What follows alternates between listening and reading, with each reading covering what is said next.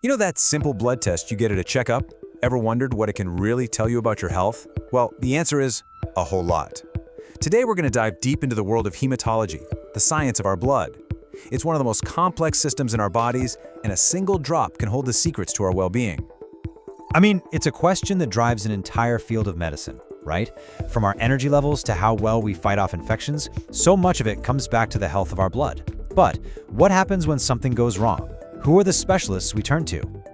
That specialty is hematology, and the doctors are called hematologists. You can almost think of them as detectives for your circulatory system.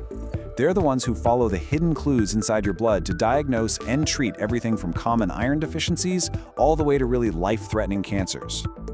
So, to really get a handle on what a hematologist does, we're going to look at the profile of a real-world expert, Dr. Anshul Gupta. By breaking down his titles, his qualifications, and the conditions he treats, we can get a super clear picture of this entire medical specialty. So, what does it actually take to become an expert in this field? Let me tell you, it's not just about getting through medical school. We're talking about years and years of dedicated, highly specialized training. And that whole journey, it's all reflected in their professional titles. Let's just look at a title like this one. It shows you right away how interconnected this work is. You've got hematology, the study of blood, then medical oncology, which is cancer care, because, well, a lot of blood disorders are cancers, and then bone marrow transplant, which is a key treatment for them. A title like this shows you a leader working right at the crossroads of three absolutely critical areas. And of course, behind that title is all the training. An MBS, that's the foundational degree every single doctor gets. Then comes the specialization, like an MD in pediatrics, which means focusing on kids. But the FNB in hemato and oncology, that's the top tier. It's an advanced fellowship that zooms in specifically on blood cancers and bone marrow transplants. So you see, it's not just one specialty, it's layers of expertise, all built one on top of the other.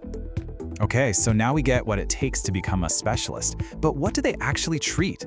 The range of conditions is just incredibly wide. It covers everything from inherited disorders to some really aggressive cancers. This table really gives you a sense of the scope of their work. In the cancer category, you have diseases a lot of us have heard of, like leukemia and lymphoma.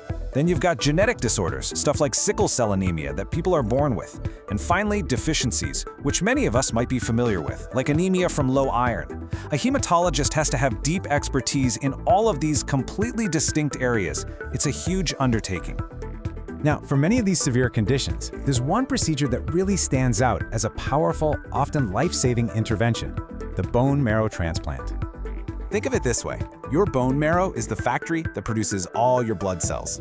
When that factory is failing, or maybe it's producing cancerous cells, a transplant is basically a way to replace it with a healthy new one. It's an absolutely vital tool for treating both cancers like leukemia and non-cancerous conditions like thalassemia. And there are two main ways to do it.